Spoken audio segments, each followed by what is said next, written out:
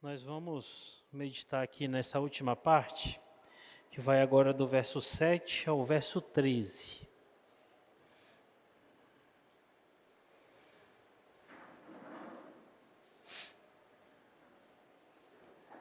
Todos acharam, irmãos? Romanos 7, Romanos 15, do verso 7 ao verso 13. Diz assim a palavra do Senhor: Portanto, acolhei-vos uns aos outros, como também Cristo nos acolheu para a glória de Deus.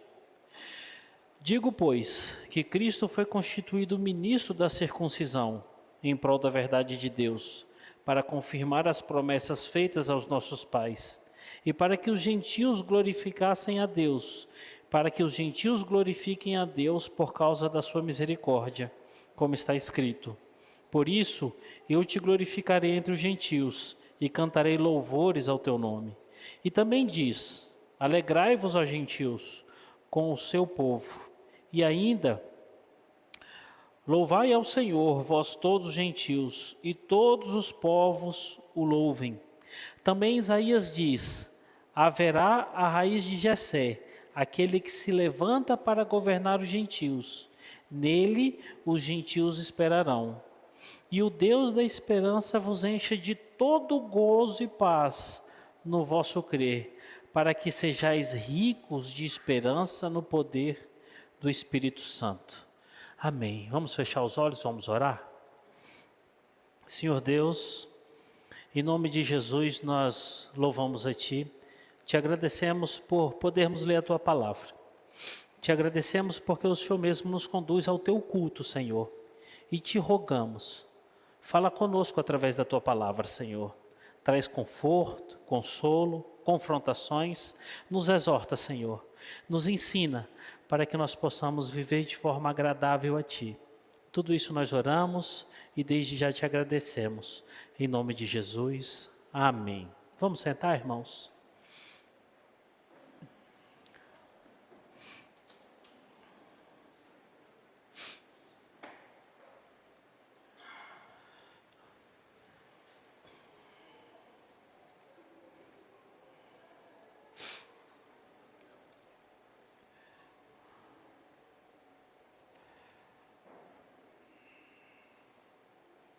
Meus irmãos, hoje nós, pela graça do Senhor, concluímos aqui o que nós temos meditado desde o capítulo 1, verso 1, e chegamos aqui, capítulo 15, verso 13, finalizando o conteúdo, como nós havíamos dito naquele nosso primeiro encontro, que Paulo estava concluindo aqui o que havia falado, havia doutrinado a igreja que estava em Roma, chegando no finalzinho para que ele pudesse tratar sobre os assuntos que são concernentes à missão, ao evangelho, a necessidade de ir aos outros povos.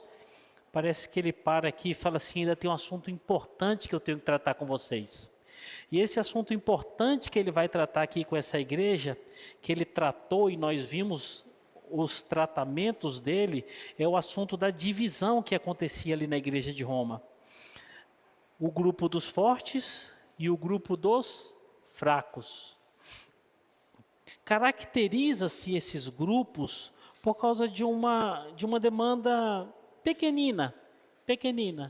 Uns comiam, uns guardavam determinados dias ou festas, outros não. E por causa disso houve uma grande ruptura, dois grandes grupos na igreja. E nós percebemos que desde o verso 1 até chegarmos aqui, como está escrito ali no boletim que os irmãos têm em mãos, a divisão começa assim com coisa pequena, coisa bem pequena. E ela vai tomando corpo e chega a situação em que nós percebemos que uma coisa pequenina se torna motivo de julgamento, de separações, de juízo e de desprezo. Uma breve revisão do que nós falamos no domingo passado, 3 pontos simples. Nós falamos sobre o posicionamento de Paulo, e Paulo se posicionou bem de forma enfática ali no capítulo 15, verso 1. Nós que somos fortes, Falamos sobre esse posicionamento de Paulo, a qual ele se qualifica ou se encaixa dentro de um grupo ali da igreja que é o grupo dos fortes.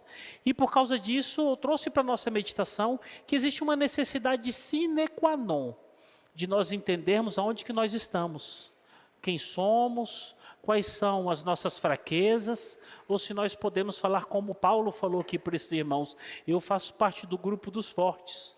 Eu estou totalmente desprendido de qualquer demanda, de qualquer questão supérflua da vida, e só Jesus Cristo é o meu sustento, é o meu direcionamento, e é Ele que eu estou preso. Nós precisamos muito isso nos dias de hoje, principalmente por causa do advento da internet, as redes sociais e a pluralidade de bizarrices que nós temos ouvido nos dias de hoje. O crente, mais do que nunca, tem a necessidade de entender e se posicionar hoje.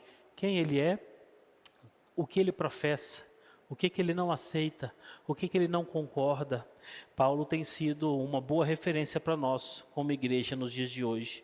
Segundo questão que nós meditamos no domingo passado, os irmãos em Roma não deveriam buscar em primeiro lugar a sua própria satisfação, mas eles deveriam agradar o próximo. E como que está, em que corpo que está esse agradar o próximo? Paulo fala sobre a questão da edificação. Paulo trabalha com esses irmãos dizendo que o agradar o próximo aqui é sublevar. É tirar irmãos da condição de vida que eles estavam, um entendimento carcomido, pequeno, sem trazer juízos, debates e brigas, mas simplesmente por um posicionamento de vida crente, palavras sábias e um comportamento de vida sadio, tirar irmãos fracos da fé e colocarem esses irmãos como fortes na fé. Simplesmente fazer com que esses irmãos olhem só para Cristo.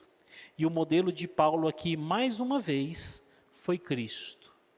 Em todos os momentos, com todas as pessoas que Jesus esteve, ele sempre tirava essas pessoas das suas posições confortáveis e pequena, para que eles pudessem ter um entendimento maior, sadio, tranquilo e livre das amarras.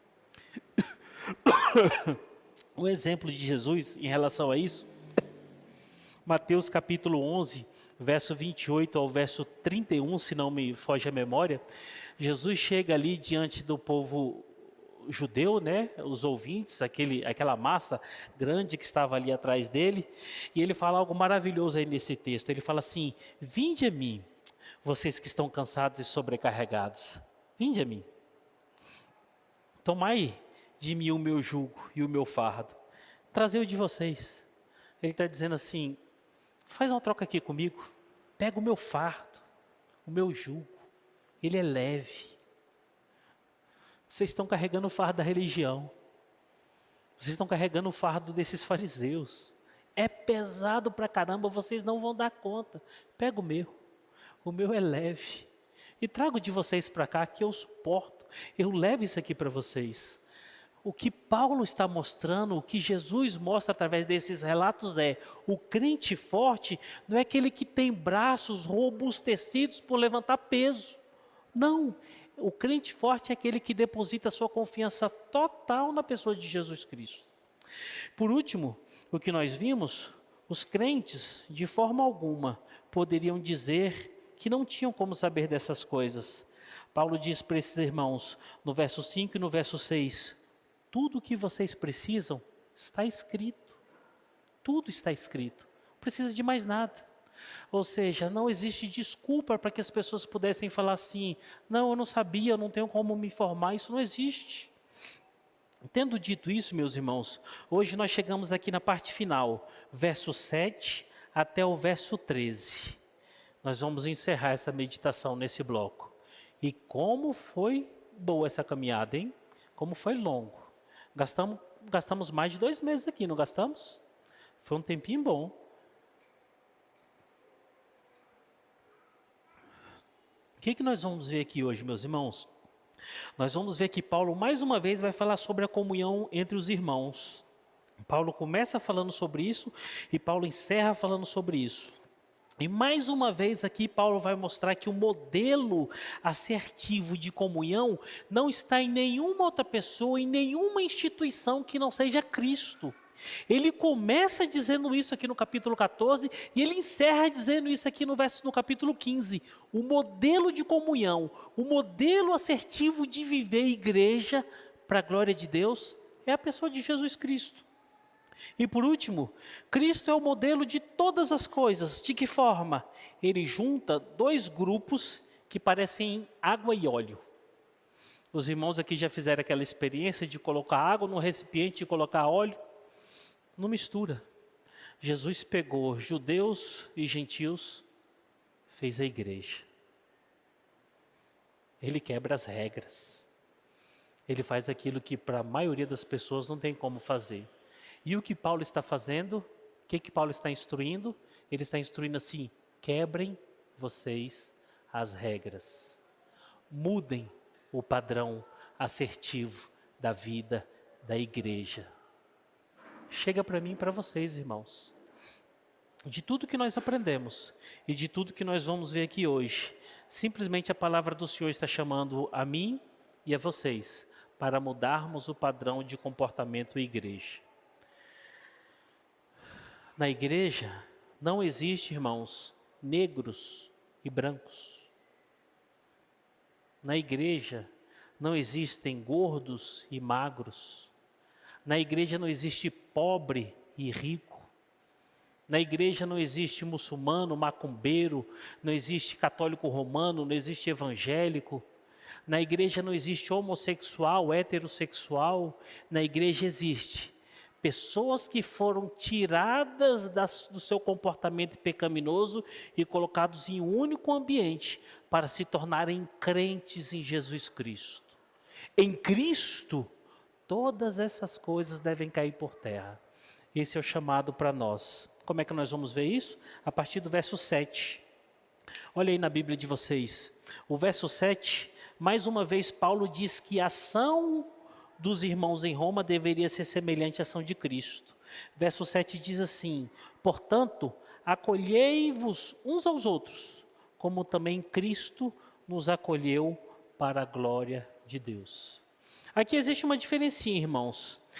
Deixa eu só fazer uma divisão básica aqui. A primeira é essa. Mais uma vez começamos com uma conjunção, portanto, e essa conjunção, como temos visto nos textos anteriores, versos anteriores, Paulo fala assim: nós continuamos a tratar do mesmo assunto, só que aqui eu estou abrindo o leque. Eu vou falar das mesmas coisas, só que de forma diferente. Ou seja, o verso 7, ele continua falando o que ele falou nos versos anteriores. Só que aqui, meus irmãos, ele chega num ponto interessante. Ele fala assim: acolhei-vos uns aos outros. Olha que interessante. Por que é interessante? Olha o que está escrito no capítulo 14, verso 1. Capítulo 14, verso 1, ele fala assim: acolhei ao que é débil na fé. Capítulo 14, verso 1, quem está sobre o imperativo e a obrigação de acolher são os fortes. Capítulo 15, verso 7, todos, fortes e fracos, estão debaixo do mesmo imperativo, estão debaixo da mesma obrigação: acolhei-vos uns aos outros. Interessante isso. Por que é interessante? É mais ou menos assim: quando eu começo a instruir a igreja, e eu sei que a igreja é dividida entre pessoas recém-convertidas, pessoas fracas, pessoas débeis, e existe na igreja pessoas que já têm muito tempo de conversão, pessoas mais fortes na fé, a responsabilidade de obedecer a palavra de Deus prioritariamente é do mais forte, é do antigo. O recém-convertido, ele tem a obrigação? Tem, mas ele não vai conseguir entender a caminhada que ele vai fazer. Então, com o novo na fé, com o débil, com aquele que ainda é fraco, eu ainda interajo com ele nas suas debilidades. Mas demorou-se um capítulo e pouco de ensinamento, aprendizado e doutrina, em que Paulo agora deixa de obrigar só os fortes e agora fala com os fracos: vocês também devem acolher. Ou seja, existe um momento em que nós falamos com crentes fracos, recém-convertidos, tenha paz. Calma, você está aprendendo. O ideal é que você faça isso. Talvez você não dê conta. Mas chega um momento, irmãos, que nós chegamos para os crentes e falamos assim: você não tem escolha. Em Cristo, a sua obrigação é fazer isso e fazer aquilo. Porque hoje você tem uma consciência robustecida pela palavra de Deus. Você quer ver um exemplo disso? É quando você vê um crente que de uma discussão em casa ou fora de casa, ficou magoado a tal ponto que não consegue perdoar aquela pessoa que falou algumas verdades para ele. Isso é papel de crente? Não. Um recém-convertido você até aceita esse posicionamento, esse comportamento, mas de um crente antigo? Não. É papel de crente não perdoar? Não. De um recém-convertido você até aceita pela dificuldade que ele tem, mas de um crente antigo, de forma alguma. É papel de crente você ver que dentro de casa um comportamento no lar com o seu cônjuge não reporte, não aponte a proficiência da palavra de Deus? Não. Mas com o recém-convertido nós ainda dialogamos. É o que Paulo está falando. Agora, capítulo 15, verso 7, você é fraco na fé. Acolhei também o que é forte. Você não tem prerrogativas para dizer: Paulo, eu sou tão fraco na fé. Paulo, eu sou tão bobinho, eu sou tão infantil. Paulo vai falar assim: pois é, mas eu já instruí você aqui de acordo com a palavra de Deus e agora você tem toda a consciência e todos os instrumentos para que você possa obedecer a palavra do Senhor. Eu já falei para os irmãos, eu estudei na escola adventista. Eu não esqueço até hoje um professor de matemática que ele falou assim: só não vai para o inferno quem nunca ouviu falar do Evangelho. Naquele dia eu falei: eu nunca quero ouvir falar do Evangelho, porque eu quero viver pecando e ter certeza que eu vou para o céu. Ou seja, se eu nunca ouvi falar do Evangelho, não posso ser condenado para ir para o inferno, eu quero viver sem conhecer. Mas isso não é verdade, irmãos. Mas a lógica de Paulo é essa: quanto mais conhece, quanto mais você entende da palavra de Deus, mais obrigado você é de fazer o que é certo. E aqui Paulo está dizendo: acolhei-vos uns aos outros, fortes e fracos estão debaixo da obrigação do acolhimento. Só que o acolhimento, esse ato recíproco de tratar dentro da igreja, tem uma forma, tem uma maneira. De que forma? E duas perguntas vêm a nós. O que nós temos que aprender e como que nós temos que fazer ou por que nós temos que fazer isso? O próprio texto vai dizer: portanto, acolhei-vos uns aos outros, como também Cristo nos acolheu. Ou seja, o que temos que aprender e como que nós temos que fazer? Como Cristo, porque Cristo nos acolheu. E aqui de novo o apóstolo Paulo se coloca dentro do grupo dos acolhidos. Paulo não está dizendo assim: vocês foram acolhidos. O grupo dos fortes foram acolhidos. Paulo está dizendo assim: nós fomos acolhidos em Cristo Jesus. E ele se torna agora o objeto do vislumbre de saber que eu fui acolhido e ser grato, e ele se torna agora o objeto, o personagem de entendimento que eu devo acolher o mais forte ou o mais fraco, como Cristo nos acolheu. Por que Cristo nos acolheu? Essa é a pergunta que tem que ser respondida aqui no verso 7. Portanto, acolhei-vos uns aos outros, como também Cristo nos acolheu. Por que Cristo nos acolheu? Para que Deus fosse glorificado. Olha o texto: para a glória de Deus. Por que Cristo nos resgatou? Para a glória de Deus.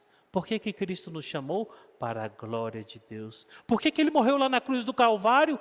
Para a glória de Deus. Por que Ele abriu mão de toda a sua majestade, de toda a sua glória, veio e esteve entre nós, como diz João Calvino: tabernaculou-se de nós dessa vestimenta para a glória de Deus. Por que eu tenho que acolher irmãos mais fracos na fé? Para a glória de Deus. Por que eu tenho que ser bênção de Deus na igreja, na minha casa, nesse mundo louco que nós vivemos? Para a glória de Deus. Tudo para a glória de Deus. Quer ver um exemplo? João, capítulo 17, verso 1 ao verso 7. João, capítulo 17, do verso 1 ao verso 17. Como que é essa glória, como que é esse ato de obediência de Jesus?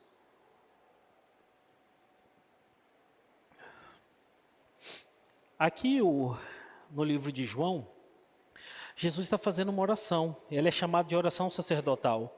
E essa oração ele faz ela de forma audível. Ele se volta ao Pai e começa a orar ao Pai em agradecimento, em petições. E todos que estão ali ao seu redor escutam essa oração. E o teor dessa oração é assim, que vai do verso 1 ao verso 7.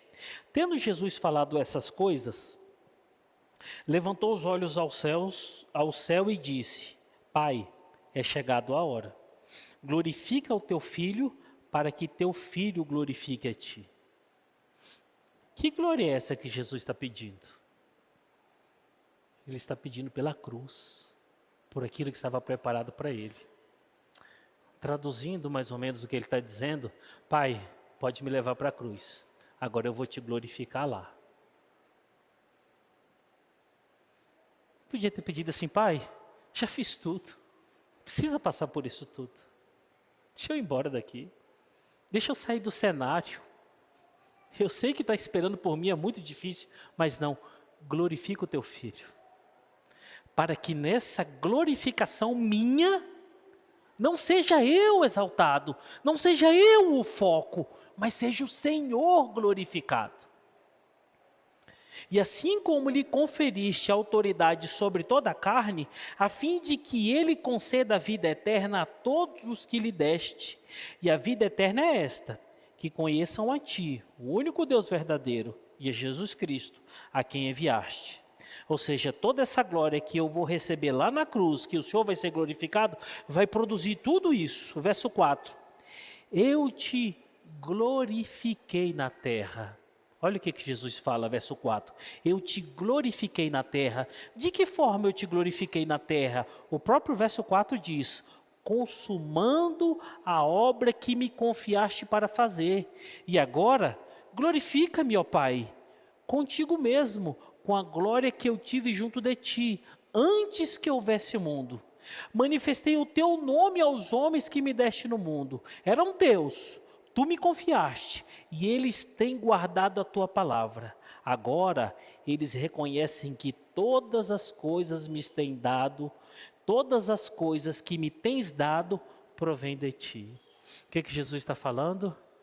Conclui a glória que o Senhor tem em mim. Conclui o propósito que o Senhor tem na minha vida, para que todos entendam que tudo vem de ti. Ou seja, na minha vida e na minha morte, o Senhor vai ser glorificado. Percebem o que é glorificar a Deus, irmãos?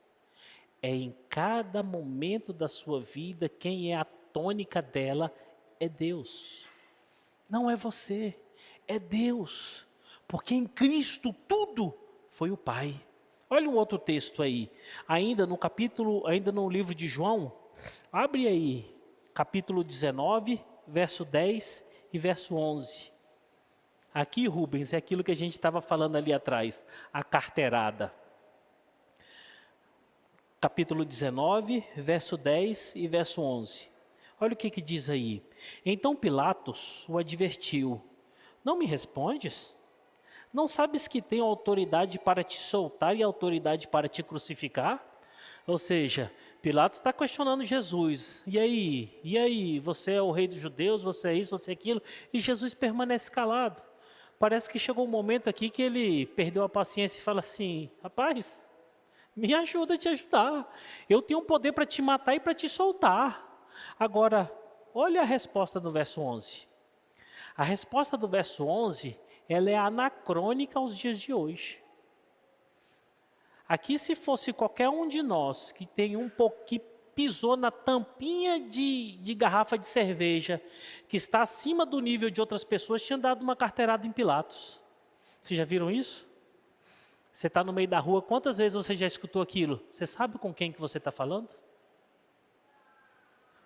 Rapaz, você sabe com quem que você está falando?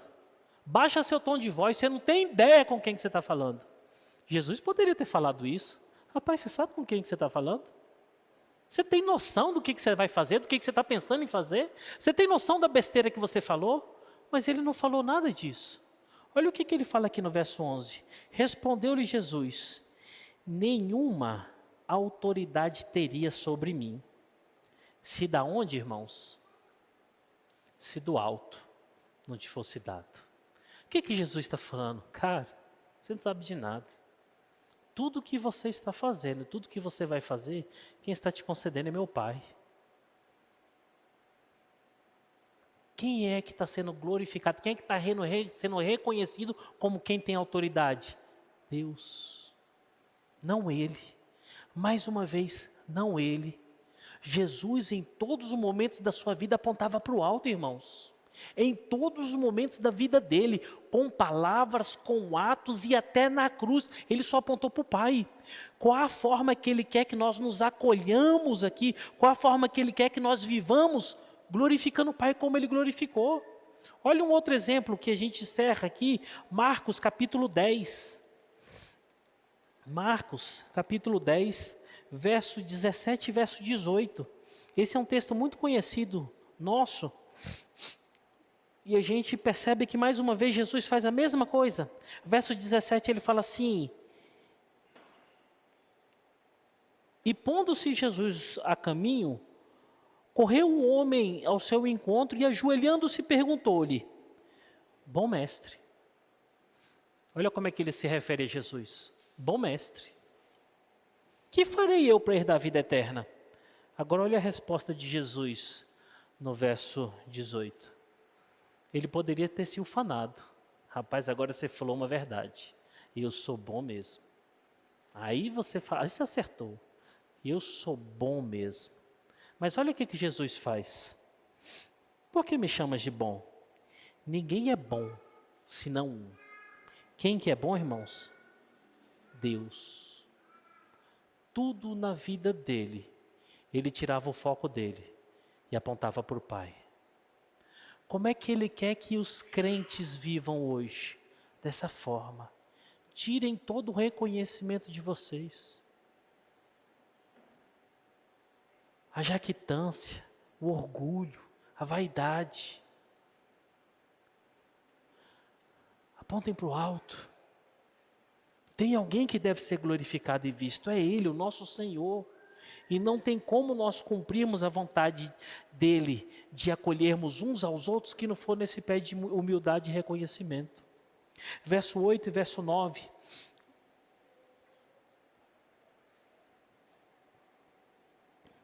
Aqui no verso 8 e no verso 9, meus irmãos, nós vamos ver aqui Cristo, o agente da conversão de judeus e gentios.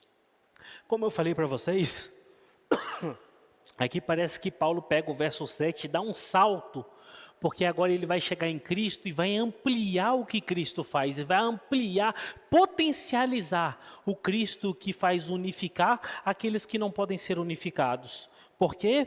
Porque agora Cristo junta quem nunca humanamente se juntou, e talvez seja impossível para nós, ou é impossível para nós fazer com que esses grupos se juntem. Verso 8 e verso 9 diz assim, ó: digo, pois, que Cristo foi constituído ministro da circuncisão, em prol da verdade de Deus, para confirmar as promessas feitas aos nossos pais, e para que os gentios glorifiquem a Deus por causa da sua misericórdia, como está escrito. E aqui ele vai seguir diante com vários textos, nós vamos vê-los já já. Mas aqui nós só temos 2 trechinhos para que nós possamos entender o que Paulo está falando. O primeiro trecho está no verso 8. Cristo foi constituído ministro da circuncisão. Como é que Cristo, segundo Paulo, sendo o exemplo dessa união de fortes e fracos, como é que ele fez isso com os judeus? Ele foi constituído ministro da circuncisão. Verso 8. Verso 9, o último trechinho do verso, ele diz assim: e para que os gentios glorifiquem a Deus por causa da sua misericórdia. Ou seja, Deus, em Cristo, pegou o remanescente daqueles que são filhos de Abraão, e em Cristo fez-lhes sua família. Em Cristo, Deus pegou os gentios que viviam desgarrados de todo aspecto religioso, de todo envolvimento com Deus, e fez-lhes sua família. E constituiu o quê? A igreja. A igreja. Em Cristo. Olha o salto que Paulo está dando.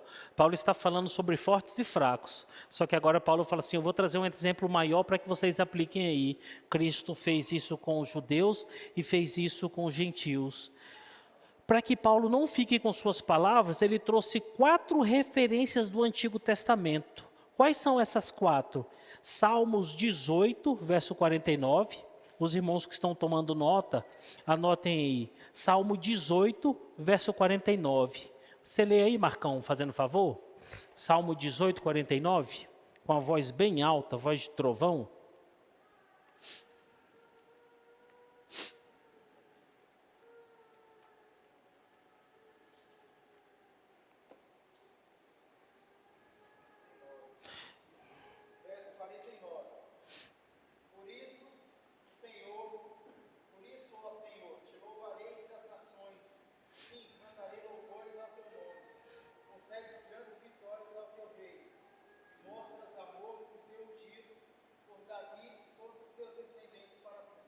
Amém. Esse é o primeiro texto. Esse está no verso 11. Está no verso 10. No finalzinho do verso... Desculpa, está no finalzinho do verso 9, a parte B. Está no verso 10 uma outra referência, no verso 10. Deuteronômio 32, verso 42. 32, verso 42. Você lê aí, Rubens, por favor. Deuteronômios 32, verso 42.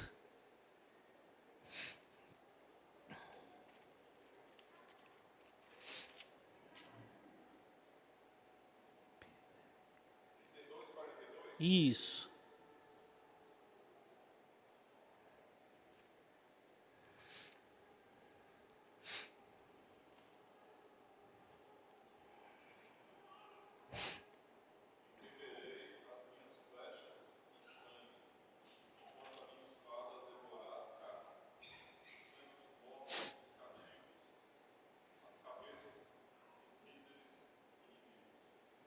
Leia agora o 43.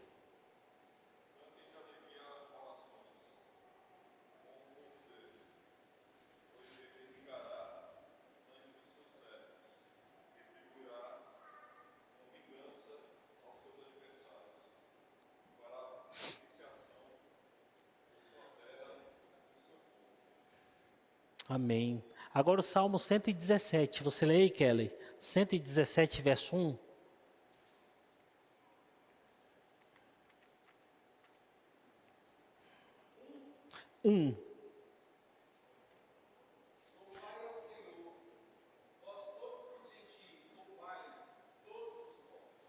Amém. Rodrigão, Isaías 11, verso 1 e o verso 10.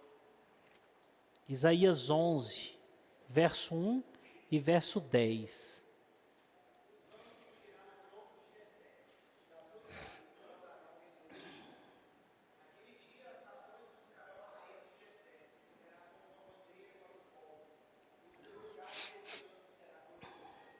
Observe isso, irmãos. Jesus já era o prometido das nações. Ele já era o prometido das nações. Ele alcançaria os gentios. Obrigado, Marco. Se tiver geladinho, eu agradeço. Está quente. E ele simplesmente fez isso para que o Pai fosse glorificado. Nos alcançou. O verso 8 e o verso 9 está dizendo, ele abarcou. Ele trouxe para ele, tanto judeus quanto gentios. Ele abarcou. Que amor é esse, irmãos? Que graça é essa? Pessoas que estavam distantes, pessoas de... Obrigado, mãe. Pessoas de todas as espécies e pessoas de pensamentos mais disruptivos do mundo. Ele trouxe, fez uma igreja. Estamos aqui hoje. Nós somos o modelo exemplar de que fomos alcançados daqueles que não mereciam estar aqui e estão. Por méritos? De forma alguma, porque Deus nos amou e Cristo nos salvou. 3 lições importantes esse verso 8 e verso 9 trazem para nós. O primeiro é que Jesus é o agente salvífico e unificador de todos.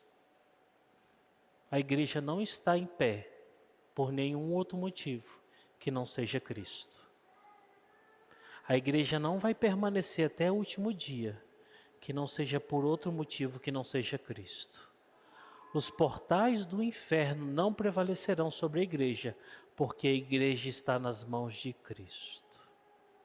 E ai daquela igreja que não estiver nas mãos de Cristo. É por isso que é fácil de você entender porque a minha vida toda deve ser do meu Senhor. Simples, irmãos. O segundo ensino aqui, do verso 8 do verso 9, os irmãos em Roma deveriam entender que, como Cristo, eles deveriam estar unidos. Percebam? Não é por nenhum outro motivo que vocês devem fazer algum esforço para serem próximos uns dos outros. Por causa de Cristo.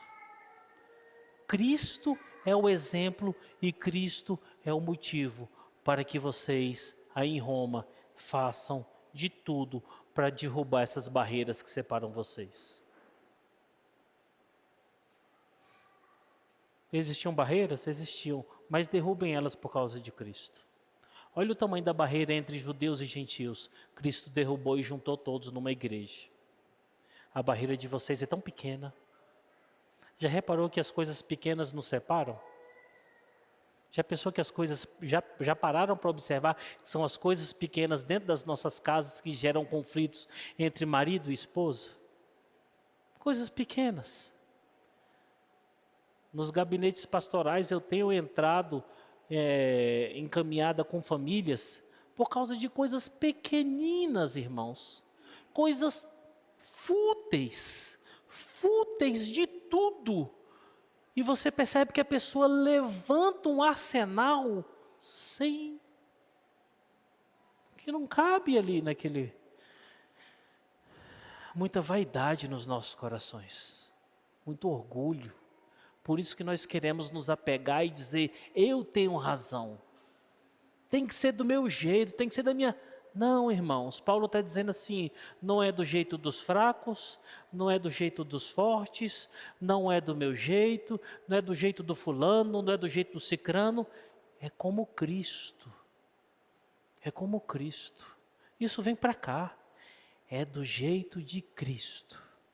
A última lição, talvez seja a lição áurea aqui do verso 8, verso 9.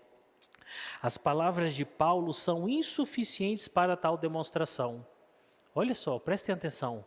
As palavras de Paulo aqui no verso 8 e verso 9 talvez sejam insuficientes para tal situação. Aí você deve perguntar assim, mas pastor, Paulo ao escrever ele não estava sob inspiração? Estava. E como é que eram insuficientes? Simples. O próprio Espírito que o inspirava, fez com que ele olhasse para os textos antigos e ele trouxesse a carga da palavra e colocasse ela para que todo mundo que lesse entendesse assim, a palavra diz, a palavra aponta, a palavra fala. Sabe o que isso deve ter trazido para esses irmãos lá em Roma e deve chegar para mim e para vocês? Que toda palavra que nós falarmos, por mais profunda, por mais sábias que elas sejam, elas são insuficientes. Por quê, pastor? Porque nós precisamos trazer para o escopo dos nossos diálogos a palavra de Deus. Eu devo começar com a palavra de Deus. Eu devo terminar usando a palavra de Deus. No meio do percurso, a palavra de Deus tem que ser alçada. Tudo, simplesmente tudo. A palavra de Deus deve ser o início e o fim dos meus diálogos. A palavra de Deus deve ser o início dos meus pensamentos para tomar tais decisões. E a palavra de Deus deve ser, no seu escopo como um todo, a certeza final daquilo que eu decidi. Por quê? Porque se eu souber e tiver paz no entendimento que eu estou seguindo a palavra, não tem como eu errar. Não tem como eu errar. Amem a palavra de Deus, meus irmãos. Devorem a palavra de Deus. Estudem a palavra de Deus. Lembra de Paulo falando aos Efésios, aquele irmão que está cheio do Espírito Santo, aquele irmão que está dedicado a Deus, ele começa na sua rotina de vida entoando salmos, os cânticos, meditação na palavra, tudo da vida de quem está cheio do Espírito Santo envolve a palavra.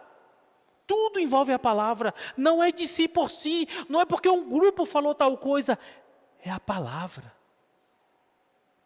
Uma igreja sadia, ela ama, estuda a palavra. Uma igreja sadia, um crente sadio, ele aponta para a beleza e a sabedoria da palavra. Dizendo isso, nós podemos ir para o verso 13. O verso 13, Paulo traz aqui uma bela construção, que só pode ser feita pelo Espírito Santo. Aqui, meus irmãos, o verso 13 ele é tão bonito, e eu quero que vocês vejam a mesma coisa que eu ouvi. Ele é tão bonito que ele parece uma cachoeira. Alguém que já foi lá nas cataratas do Iguaçu? É lindo demais aquele dali. Aqui é muito mais bonito. Muito mais bonito. Paulo aqui constrói teologicamente uma cachoeira. A maior abastece a que está embaixo, a embaixo abastece e chega em nós. Como é que isso acontece? Diz assim o verso 13: e o Deus da esperança vos encha de todo gozo e paz no vosso crer, para que sejais ricos de esperança no poder do Espírito Santo.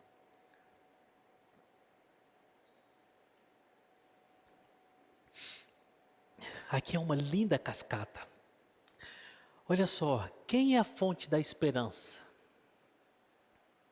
Está aí no verso. E o Deus da esperança. Quem é a fonte da esperança? Deus. Paulo aponta, Deus. Deus é a fonte da esperança. Agora, o que flui da fonte da esperança? Qual é o conteúdo que sai da fonte da esperança? E o Deus da esperança vos encha de toda alegria e paz. Dessa fonte jorram águas. Dessas águas, entre diversas coisas do que Paulo está falando, fluem alegria e paz. O que é alegria e paz? É o conteúdo que jorra dessa esperança que está vindo de Cristo. E qual é o resultado dessa ação? O texto diz também, para que sejais ricos em esperança. E agora essa fonte, essa cascata chegou em nós. E agora nós somos abastecidos de alegria e esperança. Essa alegria e esperança encontra-se lá na fonte. E quem é o operador dessa fonte? Olha aqui que o texto fala: todo gozo e paz no vosso crer, para que sejais ricos de esperança, no poder de quem? Espírito Santo. Quem que traz todas essas coisas? O Espírito Santo. Deus é a fonte. O conteúdo que Paulo está ensinando aqui é alegria e paz. Quem são os recebedores? Os crentes ali em Roma e todos os crentes que conhecem o Senhor Jesus. Quem é o operador de todas essas coisas? É o Espírito Santo. Quem que está regendo e quem que está fazendo com que alegrias e esperança transbordem no coração dos crentes? É o Espírito Santo de Deus. Que coisa linda, irmãos. Paulo está dizendo assim, tudo isso que eu estou ensinando para vocês, meus irmãos, só pode acontecer se o Espírito Santo transbordar no coração de vocês. Alegria, só em Deus. Gozo, paz, só em Deus. Esperança, só em Deus. Felicidade perene, só em Deus. longanimidade, só em Deus. Vida eterna, só em Deus. Quem que coloca isso nos nossos corações? O Espírito Santo. Se você hoje é alegre, agradeça a Deus. O Espírito Santo agiu no seu coração. Se você hoje tem esperança da vida eterna, sabe que vai para o céu, agradeça a Deus, porque o Espírito Santo colocou isso no seu coração. Irmãos, é bênção demais, irmãos. Isso aqui é maravilhoso demais. Deus age através do Espírito Santo no coração de toda a igreja. E é o que Paulo está falando para esses irmãos, o que está acontecendo aí com vocês, se essas palavras se tornaram verdade no coração de vocês, foi o Espírito Santo. Eu vou ler mais uma vez o verso 13, e eu quero partir para as lições finais desse texto. Olha o que diz aí: e o Deus da esperança vos encha de todo gozo e paz no vosso crer, para que sejais ricos de esperança, no poder do Espírito Santo. Lembram da nossa frasezinha final que nós falávamos? Ide na paz de Cristo. No poder do Espírito Santo. O Espírito Santo é maravilhoso demais. Maravilhoso demais. Ô irmãos, que o Espírito Santo esteja na casa de vocês. Que o Espírito Santo esteja no trabalho de vocês. Que seja o Espírito Santo no relacionamento marital de vocês. Que seja o Espírito Santo na educação familiar na casa de vocês. Que seja o Espírito Santo no cada passo que vocês dão na vida de vocês. Que maravilha, que glória. Esse texto é lindo demais. E nós encerramos essa nossa peregrinação, nesse bloco, com 3 lições muito importantes. A primeira delas é essa aqui. Assim como Cristo foi modelo para nossos irmãos em Roma, Ele deve ser nosso modelo hoje. Cristo é o nosso modelo. Cristo é a nossa referência. Cristo é a nossa suficiência. Nós e em todos os nossos relacionamentos. Como que eu devo me relacionar? Pergunte-se como Cristo se relacionou com os que estavam com Ele. Mas, deixa eu ser um pouco ousado aqui com vocês. Perguntem-se como que é o relacionamento da Trindade Santa. É aí que você tem que olhar. É para lá que você tem que ir. Ali é o modelo da perfeição. É lá que ensina toda a forma perfeita de nós vivermos. Procure na palavra de Deus. Ali tem tudo que a gente precisa. Quando nós esquecemos disso, nós colocamos as vaidades do nosso coração. E as vaidades do nosso coração é assim: eu só me relaciono com Beltrano porque ele tem algo para me dar. Eu só me relaciono com Beltrano, com Cicrano, porque eu posso tirar proveito. Esse relacionamento não é agradável a Deus. Isso tem que cair por terra, irmãos. Isso não glorifica a Deus. O segundo ensino é esse. Jesus é a fonte de união de judeus e gentios. Assim também, Jesus é a fonte de salvação de todos. Jesus é a fonte de salvação de todos. Isso testifica tanto no texto que nós estamos lendo, quanto na história de vida de cada um de vocês. Vocês lembram no dia que vocês foram chamados a Jesus? Vocês lembram como que Ele interviu na história de vocês? Às vezes nós olhamos para o texto e pasmem, até nós crentes queremos algo maior do que a palavra de Deus. Desnecessário. Mas aqui está tão simples. A palavra de Deus fala que Ele é a fonte da nossa... Ele nos salvou. O Espírito apontou para Ele nos resgatou. E a Bíblia não fica somente a Bíblia, que a Bíblia mostra como exemplo de vida. Eu me recordo quando eu vivia numa vida porca e ímpia em tempos idos.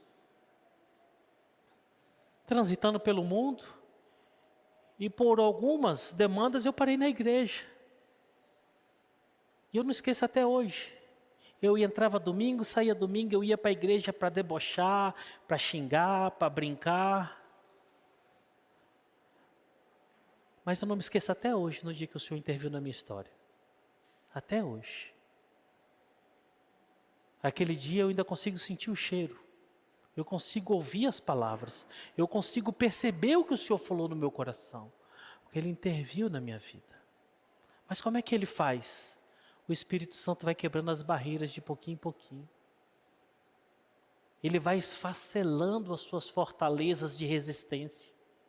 Ele vai mostrando como Ele é gracioso, como Ele é bom, como Ele é afável, como Ele é grande. E de repente, uma hora Ele fala assim, vem. E nessa hora você se quebra todinho. E você percebe que não existe mais resistência à docilidade do Espírito Santo. E naquela hora a sua vida está nas mãos dele por completo. E você fala assim, eu sou teu, só teu. Depois desse dia, a minha vida nunca mais foi a mesma. Eu sei que o Senhor me ama. E eu sei que Ele intervém na história humana pelo que está escrito.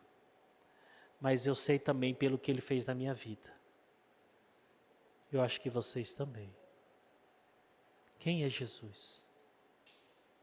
Tem uma música que fala, quem é Jesus? Quem é Jesus? Naquele dia, Ele é aquele homem que morreu para me salvar. E é tudo que eu preciso. Hoje, Ele é o meu Deus, o meu Salvador, o meu resgatador. E é por causa dEle que eu vivo. E vai ser por causa dEle que eu vou morrer. E a morte não é espanto. A morte é uma alegria. Porque na morte eu vou estar mais próximo dEle. Quem é Jesus? É só isso tudo, irmãos. Só isso tudo. Por último, toda ação do bem começa em Deus e termina nele. Ele é a fonte, Ele usa os meios e Ele é o agente que aponta para Jesus. Percebam bem. Aonde começa o bem na vida do crente? É em Deus. Quais são os meios?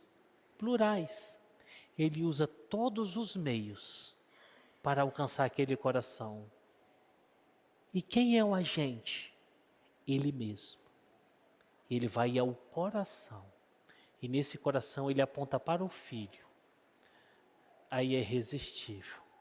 É por isso que o calvinismo diz que a graça é irresistível. O chamamento é irresistível. Tem como. Queridos, que o Senhor Deus tenha falado no coração de vocês sobre esses assuntos. Que nós, por mais divergentes e contraditórios que nós sejamos, as nossas escolhas e os nossos posicionamentos, não temos motivo de ter grandes grupos e brigas no nosso meio. Queridos, o Senhor Jesus é o nosso Salvador. Ele nos salvou. Ele nos resgatou. Irmãos, quem começou a boa obra há de terminá-la. Esse gozo, essa paz, essa alegria, esse contentamento que está no seu coração, Deus, o nosso Salvador, o Senhor de todas as coisas, Ele vai fazer persistir até o último dia. E depois desse último dia, nessa realidade que nós vivemos aqui, existe um outro local, muito maior, muito melhor, muito mais pleno. Daqui a um pouco nós estamos lá. Olhemos para Cristo, olhemos para o nosso Salvador, o nosso Senhor. Amém? Vamos fechar nossos olhos.